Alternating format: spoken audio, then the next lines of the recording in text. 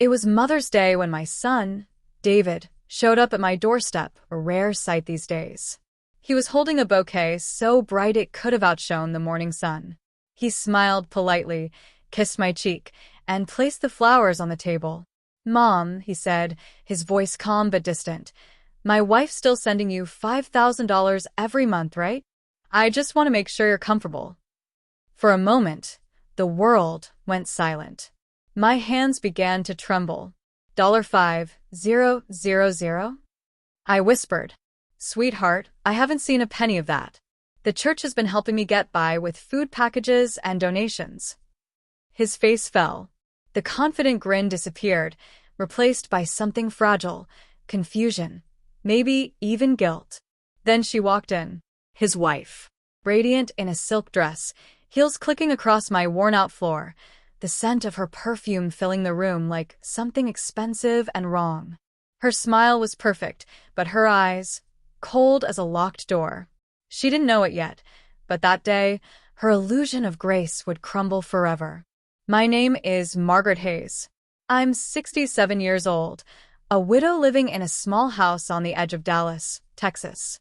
This place once overflowed with laughter, where I raised my son, where my husband read the newspaper every morning before his heart gave out 10 years ago. Since then, I've learned to live slow. I tend to my garden, cook simple meals, and teach Bible classes at St. Mary's when my hands allow it. Life isn't easy, but it's mine." David's world couldn't be more different. At 38, he's a millionaire, owns tech companies, drives the newest Tesla, lives in a mansion where the yearly taxes could keep me comfortable for a decade. And yet, somehow, his own mother was living off charity. Would you like me to continue the story from here, maybe showing the confrontation and emotional fallout, or end it as a short viral-style video story, with a closing reflection and call to action like your other ones? It had been years since my son spent Mother's Day with me. So when David walked through my door that afternoon, sunlight spilling behind him, his face tired but kind, my heart swelled. He looked just like his father once did, sharp suit, confident smile, a man the world would envy. I was proud. I raised him with these hands that once scrubbed floors, packed lunches, and prayed through long nights, believing he'd grow into a good, grateful man. He placed a bouquet on the table, bright as the morning sun. Then he spoke. "Mom," he said, "my wife still sends you $5,000 every month, right? I just want to make sure you're comfortable." It felt like the air was sucked out of the room. My heart thudded in my chest. I gripped the corner of my old apron to stop my hands from shaking. $5,000. I repeated, my voice barely there. "Son, the church is helping me survive." David's smile vanished. His eyes widened, flicking toward the doorway. And there she was, Clara. She entered as if she owned the sunlight itself, wrapped in a pearl-colored silk dress, silver heels glinting on my old linoleum floor. The faint scent of Chanel No. 5 filled my tiny living room, drowning out the smell of the apple pie I'd baked that morning. "Oh, Mother," she said sweetly, her voice like honey over ice, "you must have forgotten. I stop by every month to bring the money, remember?" I looked at her calmly. "If you did bring it," I said softly, "then it must have gotten lost somewhere." Silence. The clock ticked on the wall. A car passed outside. My heart pounded. David turned to her, his voice uncertain. "Clara, you have been bringing the money, right? I transfer it to you every month." She tilted her head, that polished smile never breaking. "Of course, David. Maybe Mother just forgot. You know, old age." Old age. The words struck like stones. I'd heard them too often since my husband died, words meant to excuse disrespect, to shrink someone like me into silence. But I knew my memory. I remembered every face at church, every prayer, every unpaid bill. And I knew without a doubt, she had never given me a single dollar. I nodded slightly and said nothing. Some battles aren't meant to be fought right away. They're meant to be watched. David placed a hand on my shoulder. "Mom, it's probably a misunderstanding. I'll check the accounts. I just want you to live comfortably." I smiled faintly. "Of course, dear." But inside, something cold and sharp began to take root, a quiet storm of suspicion and resolve. As I cleared the table, Clara drifted closer, her manicured hand resting on David's shoulder like a trophy. Her gaze slid over me, cool, dismissive, condescending. "You've kept the house so clean, Mother," she said lightly. "Even at your age." I smiled again. Old, yes, but not so old that I forget who comes through my door. David shifted uncomfortably. "Mom, please, it's Mother's Day. Let's not get upset." "I'm not upset, son," I said, meeting Clara's eyes. "I just know that happiness doesn't come from what people say they've done for you. It comes from what they've actually done." The room went still. David looked between us. Clara's smile faltered, then disappeared altogether. After they left, I sat alone in the fading light. The flowers still sat on the table, too bright for such a quiet room. $5,000 a month. 8 months. $40,000. That money could have fixed the roof, replaced the broken fridge, helped me live my final years in peace. Instead, I'd been counting canned soup from the church pantry and thanking God for every loaf of donated bread. I pressed a hand to my chest, not from anger, but from the ache that rose deep inside. That night, I opened my old notebook, the one where I used to write grocery lists and prayers. But this time, I wrote just 3 words. Find the truth. And beneath it, don't trust fake tears. Then I closed the book and took a deep breath. I wasn't weak. I'd survived loss, loneliness, and hardship. And now, I was ready to survive the truth. "Mrs. Hayes," Sandra said softly after a long pause, "I can't disclose private details, but yes, I've seen regular transfers. Same day each month. $5,000. All marked as family support." My fingers tightened around the receiver. "And where were they sent?" I asked quietly. Another pause. I could almost hear the hum of her computer through the phone line. "I'm sorry, ma'am," she said at last, her voice heavy. "That part one can't say." But she didn't need to. The silence told me everything. I thanked her, hung up the phone, and stood still for a long moment inside the post office, the smell of paper and ink filling the air. My heart was pounding, but not from surprise, from confirmation. Clara hadn't just lied. She'd stolen. I walked home slowly, the sun beating down on the cracked Texas pavement. Every step echoed with the truth I'd finally uncovered. By the time I reached my porch, the shadows had grown long across the yard. Inside, I sat at my old table and opened the brown notebook once more. With a steady hand, I wrote, "Confirmed. Transfers exist." Clara intercepted. The words looked small on the page, but they felt enormous in my chest. That night, I made tea and sat by the window, the ticking of the clock the only sound in the room. The same clock my husband gave me 40 years ago. Its slow, deliberate rhythm was the heartbeat of my home. And now, it felt like the sound of justice drawing near. I wasn't a fool. I wasn't forgetful. And I wasn't weak.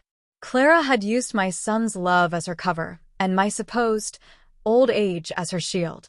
But the thing about getting older is you stop needing to shout to be heard. You just wait for the truth to speak for you. The next morning, I called Reverend Cole. "Father," I said softly, "I've found what I needed, but I might need a little guidance on how to handle it the right way." He was silent for a moment before replying. "Margaret, the truth is God's work, but justice is yours to seek." I smiled faintly. Then I suppose it's time I start doing his work my way. I spent the following week preparing, collecting bank statements, photocopying notes, visiting the church to make additional copies for safekeeping. Every step I took was calm, deliberate, and precise. By the end of that week, I had a folder labeled in my husband's old handwriting from decades ago, house records. Inside, it held everything Clara never expected me to have. On Friday afternoon, I made one last call to David. "Son," I said gently, "I need you to come visit this weekend. There's something we need to discuss, something important." He agreed immediately, unaware that the truth waiting for him would change everything. As I hung up the phone, I felt an unfamiliar calm.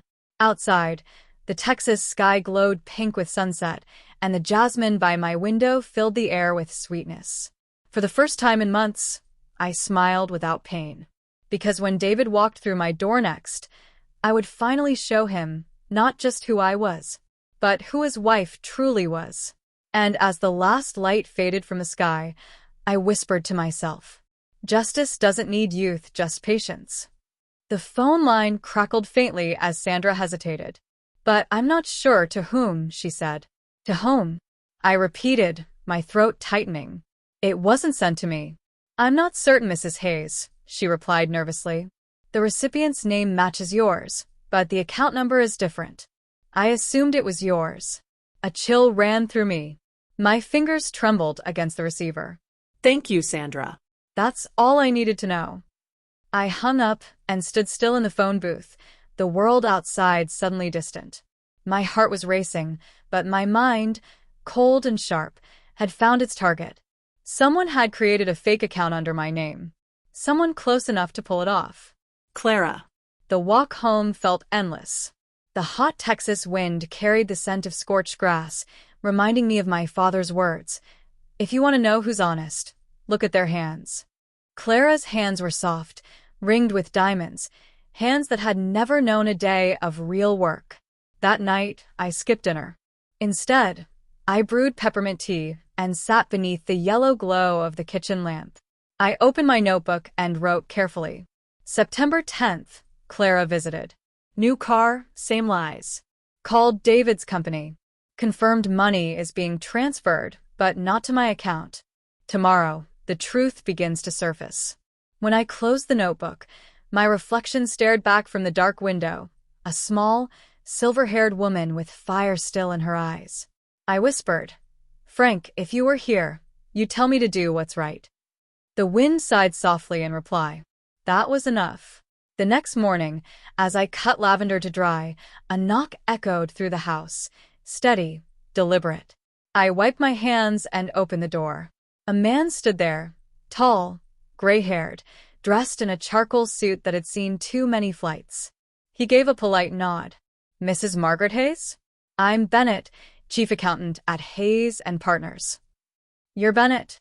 I asked. I only spoke to Sandra. He nodded. "Sandra is my assistant. She mentioned your call yesterday. I thought you deserved to know the full story."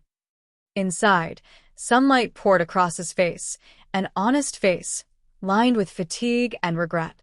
He opened his briefcase and placed a thick folder on the table. Rows of numbers. Transaction records.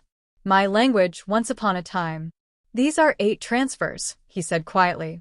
5,000 each. 40,000 total. All sent to an account under the name Clara Hayes. It was like ice water down my spine. I flipped through the pages. Sender, David Hayes.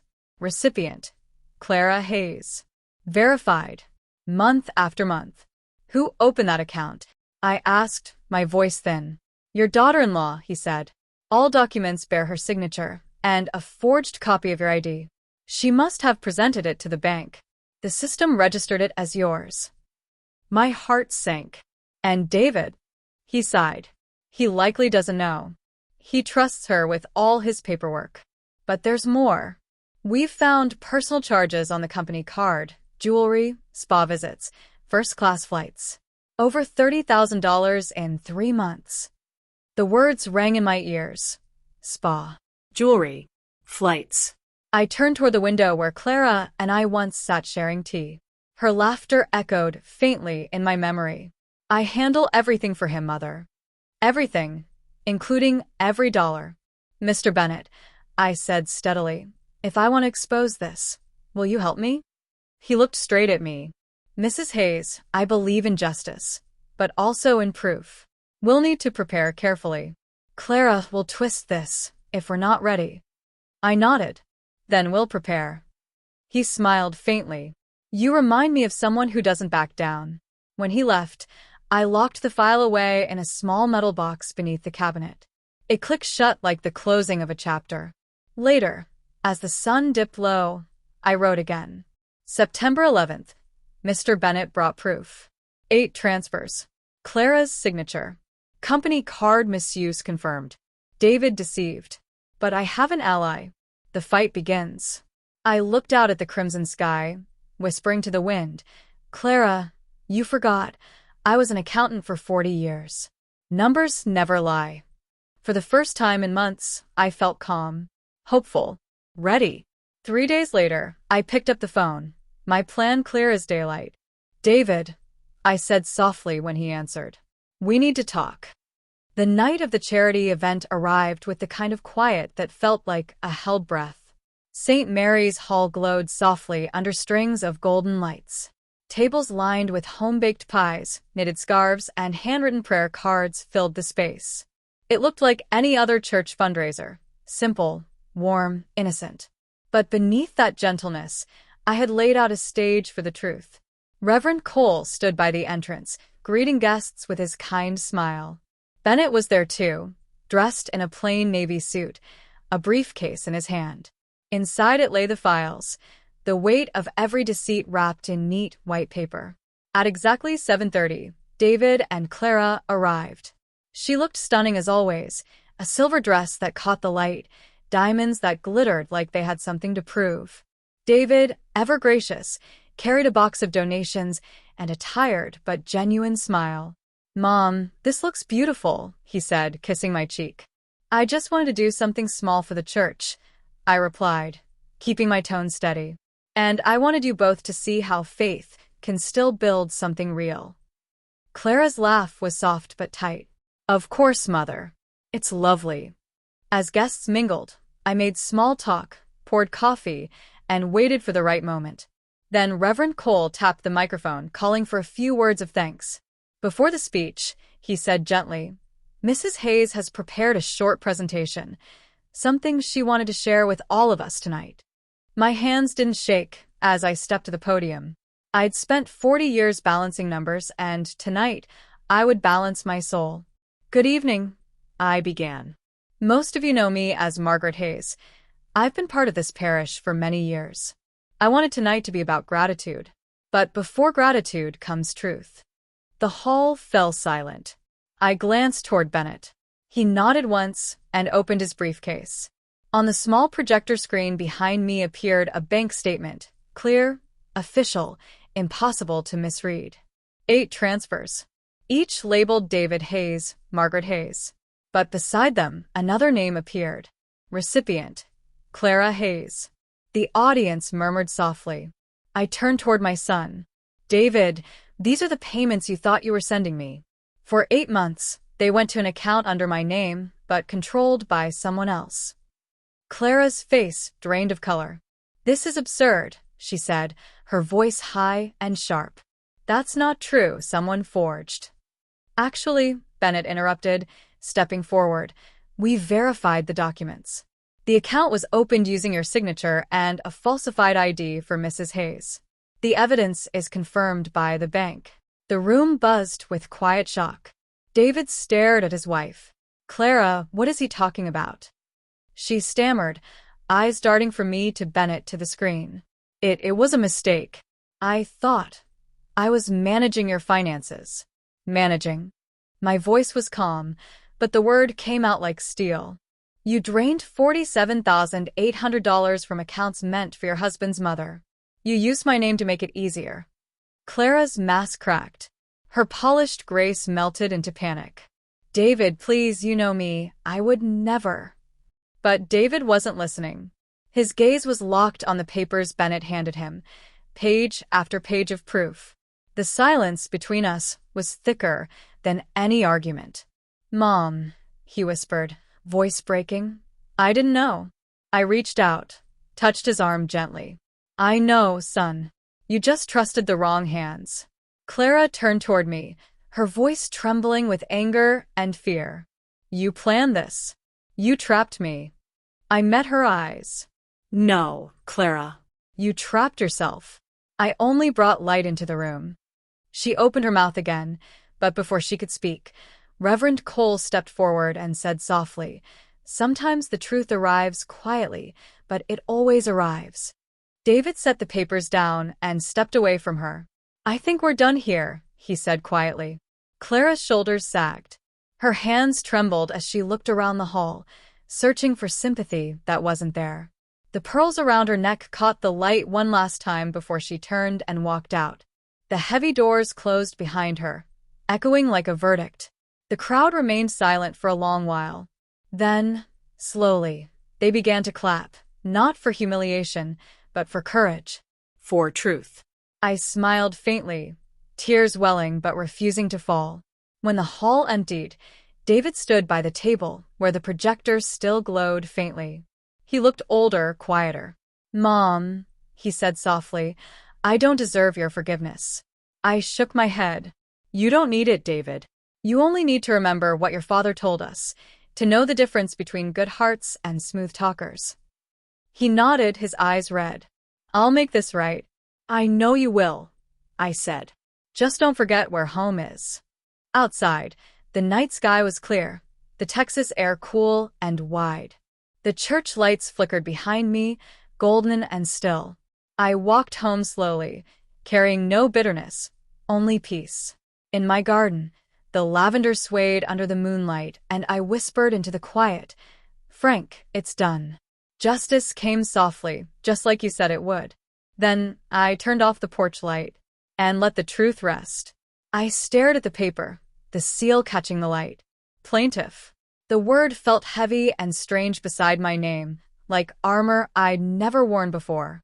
For a long moment, I just stood there, the envelope pressed against my chest, listening to the soft ticking of the wall clock.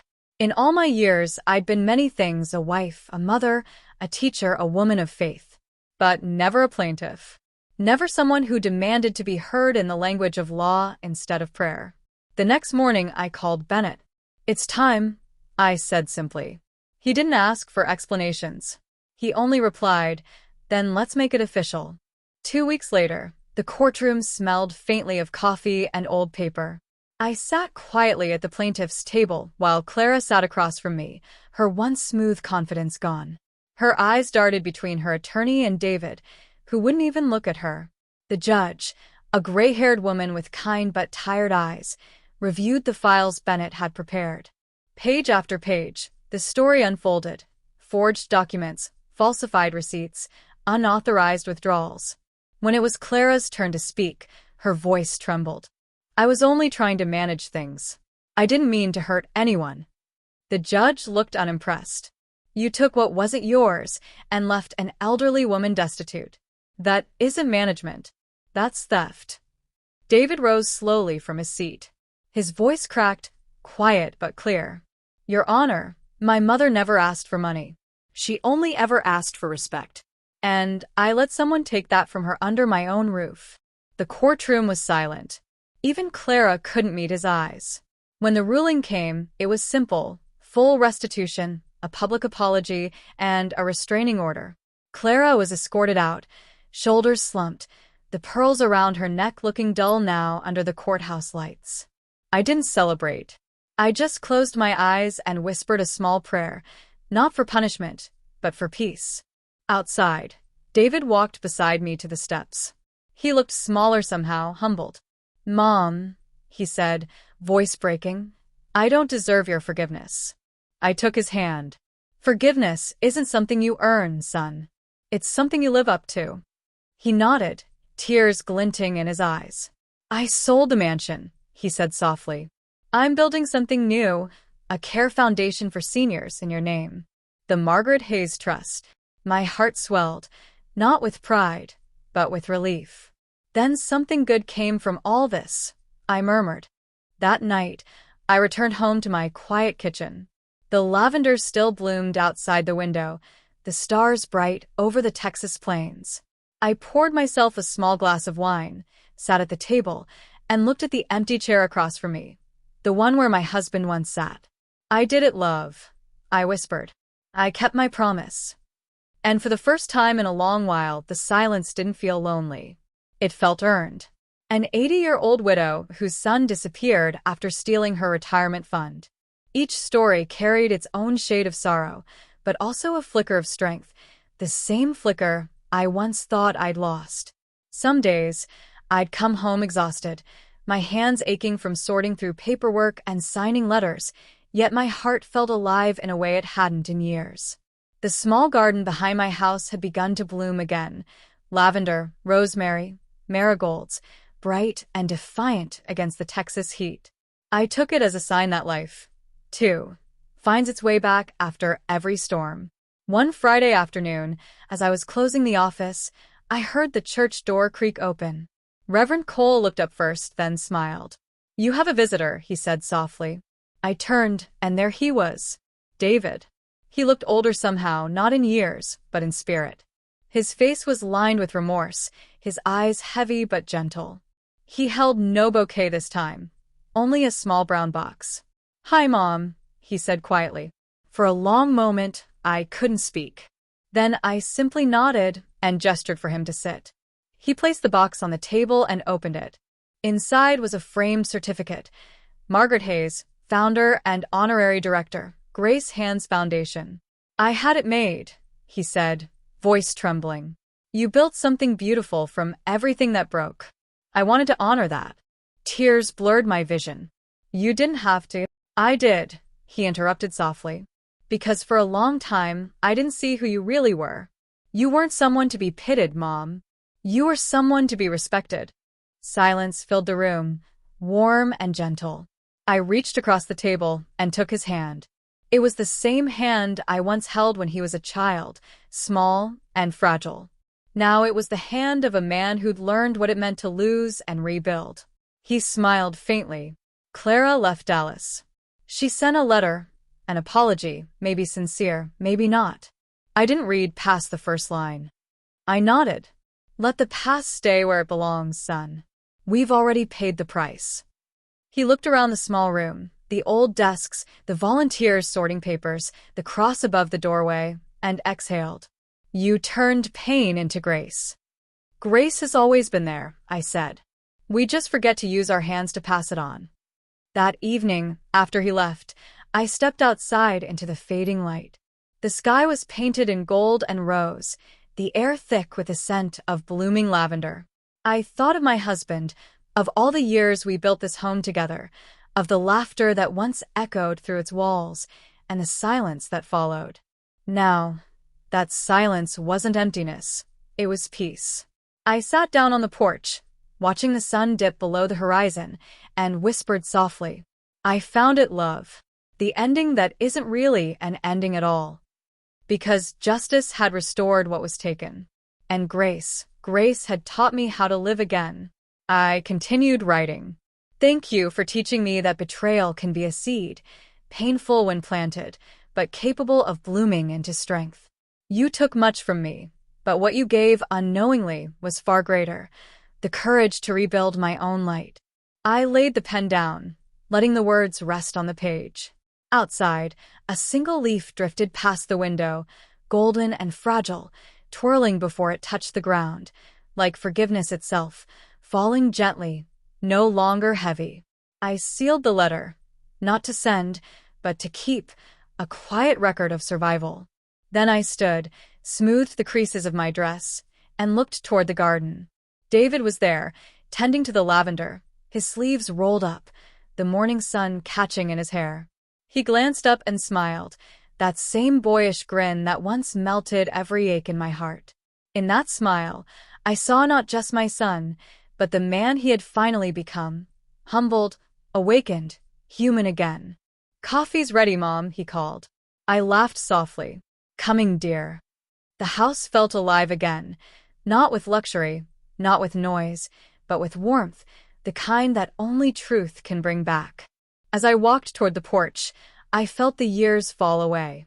The air smelled of rain-soaked soil and lavender, the scent of endings and of new beginnings.